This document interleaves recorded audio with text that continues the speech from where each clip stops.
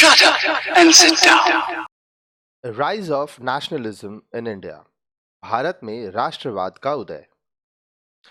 For India, the making of national identity was a long process whose roots can be drawn from the ancient era. Bharat के लिए राष्ट्रीय पहचान का बनना एक लंबी प्रक्रिया थी जिसका मूल प्राचीन युग से लिया जा सकता है। India as a whole had been ruled by emperors like Ashoka and Samudragupta in ancient times and Akbar to Aurangzeb in medieval times. Bharat में संपूर्णतः प्राचीन काल में अशोक और समुद्रगुप्त द्वारा तथा मध्य युग में अकबर से औरंगजेब तक के द्वारा शासन किया गया।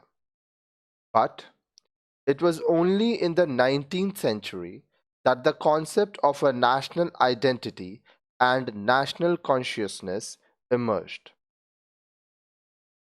लेकिन राष्ट्रीय अस्मिता और राष्ट्रीय जागरण केवल 19वीं शताब्दी में ही प्रकट हुआ। This growth was intimately connected to the anti-colonial movement about which you have already read in lesson 4. यह उदय उपनिवेश विरोधी आंदोलन से गहरे रूप में जुड़ा था जो आप पिछले अध्याय चैप्टर 4 में पढ़ चुके हैं। The social, economic and political factors had inspired the people to define and achieve their national identity. सामाजिक, आर्थिक एवं राजनीतिक तत्वों ने लोगों को राष्ट्रीय पहचान की परिभाषित करने और उसे प्राप्त करने में प्रेरणा दी। People began discovering their unity in the process of their struggle against colonialism. लोगों ने उपनिवेशवाद colonialism के विरुद्ध संघर्ष के क्रम में अपनी एकता को खोजना प्रारंभ कर दिया। The sense of being oppressed under colonial rule provided a shared bond that tied different groups together. औपनिवेशिक शासन के अधीन सताए जाने के भाव ने एक सामूहिक बंधन प्रदान किया जिसमें विभिन्न समूह के लोग एक साथ आए। Each class and group felt the effect of colonialism differently. अब देखिए, उनके अनुभव अलग अलग थे और उनके राष्ट्र की आज़ादी हमेशा एक जैसी नहीं थी। Their experiences were varied and their notions of freedom were not always the same. Several other causes also contributed towards the rise and growth of nationalism. साथ ही कई अन्य कारणों ने भी राष्ट्रवाद के उद्भव और विकास में योगदान दिया।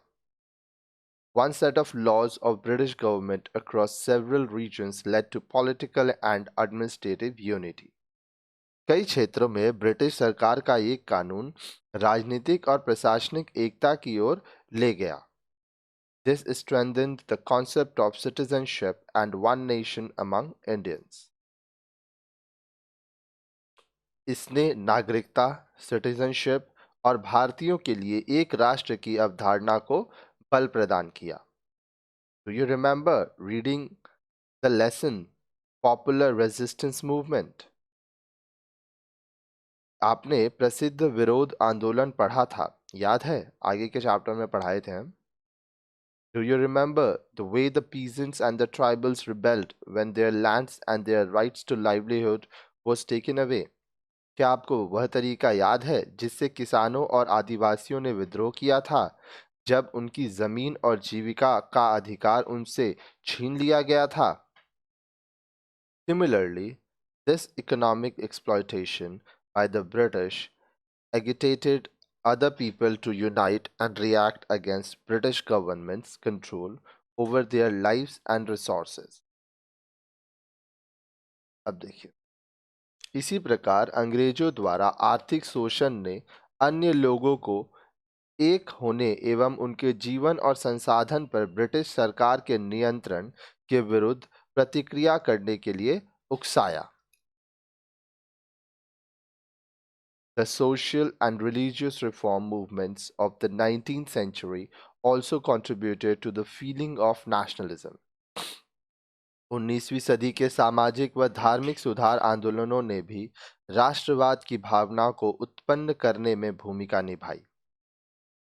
Do you remember reading about Swami Vivekanand, Annie Besant, Henry Derozio and many others? आपने Swami Vivekananda, Annie Besant, Henry Derozio एवं कई अन्य के बारे में पहले अवश्य पढ़ा होगा. आगे के वीडियोस में पढ़ाए थे ये सब.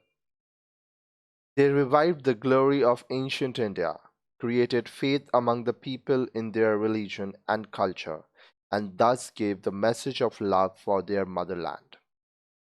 उन्होंने प्राचीन भारत के गौरव को फिर से जगाया, लोगों में उनके धर्म और संस्कृति में विश्वास पैदा किया और इस प्रकार उन्होंने उनकी मातृभूमि मदरलैंड से प्रेम का संदेश दिया. The intellectual and spiritual side of nationalism was voiced by persons like Bankim Chandra Chatterjee, Swami Dayanand Saraswati and Aurobindo Ghosh. राष्ट्रवाद के बौद्धिक और आध्यात्मिक पक्ष को बंकिम चंद्र चटर्जी, स्वामी दयानंद सरस्वती और औरोबिंदो घोष जैसे लोगों द्वारा स्वर दिया गया. Bankim Chandra, "I'm to the motherland, Vande Mataram" became the rallying cry of the patriotic nationalist. Bankim Chandra का मातृभूमि के लिए श्लोक वंदे मातरम राष्ट्रवादी देशभक्तों का वैचारिक स्वर बन गया. It inspired generations to supreme self-sacrifice. इसने आने वाली पीढ़ियों को सबसे बड़े आत्म बलिदान के लिए प्रेरित किया. Simultaneously, it created a fear in the minds of the British. इतना ही नहीं, यह इतना मजबूत स्वर था कि अंग्रेजों को इस पर प्रतिबंध लगाना पड़ा. ठीक है. The impact was so strong that the British had to ban the song. Similarly, Swami Vivekananda's message to the people, "Arise, awake, and stop not till the goal is reached," appealed to the Indians. It acted as a potent force in the course of Indian nationalism. Swami Vivekananda का लोगों को संदेश, उठो, जागो और तब तक मत रुको जब तक कि लक्ष्य प्राप्त न कर लो, तभी भारतीयों से अनुरोध किया. इसने भारतीय राष्ट्रवाद के क्रम में एक महत्वपूर्ण ताकत के रूप में काम किया. Do you also remember reading about the establishment of printing press and how it helped in wide circulation of ideas like liberty, equality and fraternity? ये हम आगे के वीडियोस में आपको पढ़ाए थे. क्या आपको प्रिंटिंग प्रेस की स्थापना के बारे में याद है और कैसे इसने उदारता, समानता और भ्रातृत्व जैसे विचारों के विस्तृत संचार में मदद की? All these factors helped in the spread of nationalism among the people of India. इन सभी तत्वों ने भारत के लोगों में राष्ट्रवाद के प्रसार में मदद की. Around this time, many organizations were being formed which raised their voices against British rule. इस समय के आसपास कई संगठन स्थापित हो रहे थे जिन्होंने ब्रिटिश शासन के खिलाफ अपनी आवाज उठाई. Most of the organizations were regional in nature. इनमें से ज़्यादातर संगठन क्षेत्रीय स्वरूप के थे. Some of these organizations were very active, such as Bengal Indian Association, Bengal Presidency Association, Pune Public Meeting, etc. इनमें से कुछ संगठन काफ़ी सक्रिय थे, जैसे कि Bengal Indian Association, Bengal Presidency Association, Pune public meeting इत्यादि. However, it was felt that if these regional organizations could work jointly, it would help the Indian masses to raise their voices against the British rule.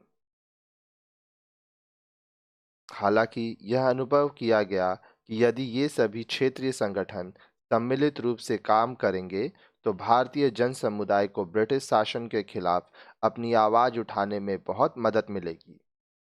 This led to the formation of the Indian National Congress in the year 1885. We will discuss about this in the next section of this lesson. इसलिए वर्ष 1885 में भारतीय राष्ट्रीय Congress Indian national Congress का निर्माण हुआ।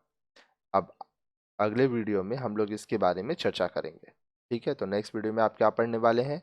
Emergence of Indian national Congress, भारतीय राष्ट्रीय कांग्रेस का आविर्भाव।